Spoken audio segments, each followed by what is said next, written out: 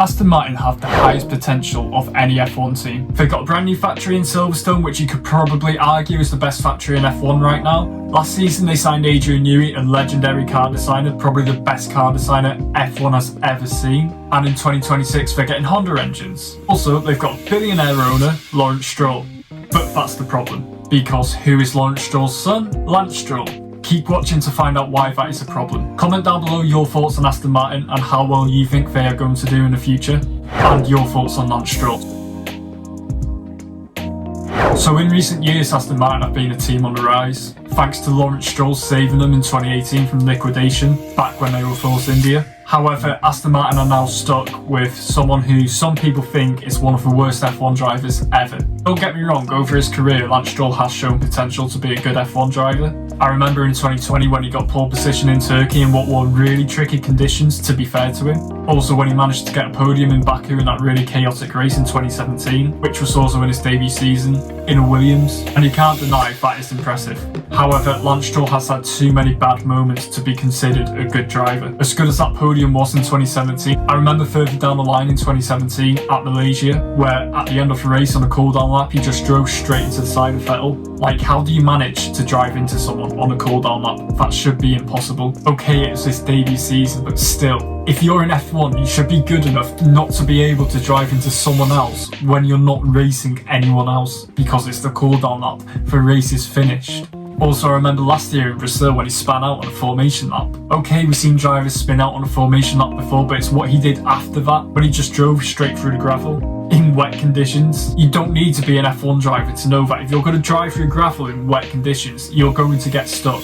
And that's what happened to Lance Stroll. Also, since 2018, Stroll has not beaten his teammate over a season, not at all. And you could argue he has had challenging teammates like Fernando Alonso and Sebastian Vettel, and Sergio Perez if you still rate him after how last season went, and that would be fair enough. But then you look at points margin between him and some of his teammates over recent seasons, and they're huge. Let's start in 2019, Perez beaten by 34 points. In 2020, again, Perez beaten by 50 points. Also, that season, the Aston Martin, or the Racing Point as it was known back then, was actually one of the best cars on the grid. Perez managed to finish P4, however Stroll finished only 11th. In 2021, Vettel came into the Aston Martin seat after Perez went to Red Bull, and to be fair to Lance, the gap this time was only 9 points, but he was still beaten. 2022 then came along, and Vettel beat Lance again, this time by 22 points, and the Aston Martin was an absolute dog of a car that season. It should not have even been getting points, and he still managed to find a way to be beaten by 22 points. And then 2023, Aston Martin finally get a competitive car. At the start of 2023, Aston Martin were probably the second best car on the grid, so you're thinking, okay, surely this is Lance Stroll's chance to prove himself.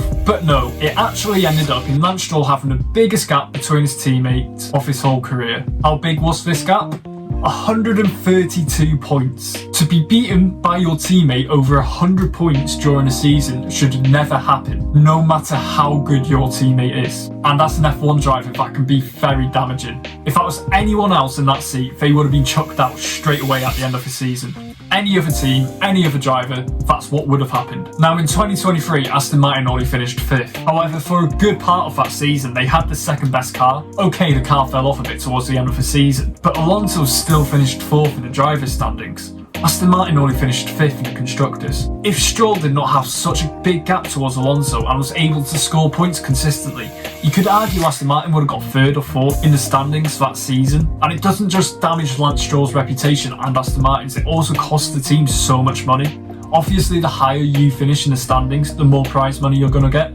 That prize money goes a long way towards the development of your car for the next season or a few seasons later down the line. So obviously Lance Stroll's costing Aston Martin money. Yes, Lawrence Stroll's a billionaire and all that, and they probably don't need it, but it still goes a long way. Stroll really needs to step it up in 2025. Aston Martin are finally starting to move in the right direction because they're getting Honda engines in, they've got Adrian Newey, they've got that new factory in Silverstone, but they still got Lance Stroll, and as long as Lance Stroll is there, they will never win in Constructors because Lance Stroll is nowhere near consistent enough.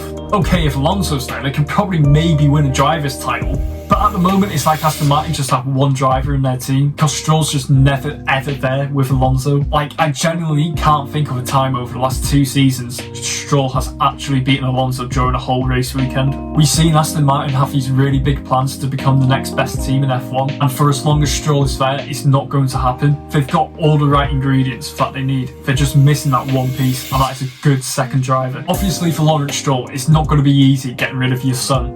And how do you say to your son, you're not driving for my F1 team anymore? But it's F1, F1's ruthless. And if you're not good enough, you shouldn't be there. If Aston Martin are actually serious about becoming the next best F1 team, then they need to get rid of Stroll.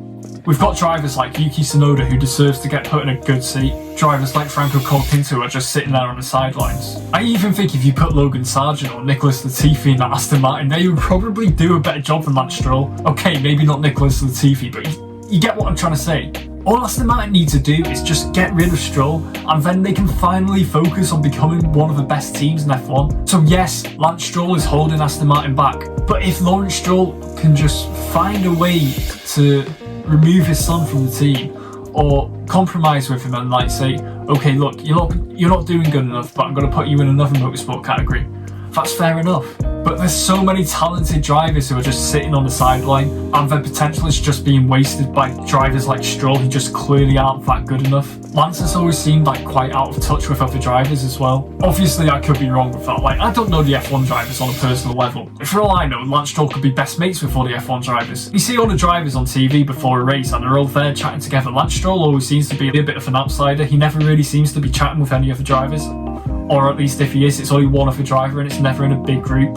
So Aston Martin need to get rid of Stroll, he's holding them back, and the second they do, they will become one of the best teams in F1. Comment down below what you think about Lance Stroll. Also, what do you think Aston Martin needs to do about Lance Stroll? And do you think Aston Martin will become a big team in F1 within the next few years? As always, thank you so much for watching, and I'll see you all in the next one.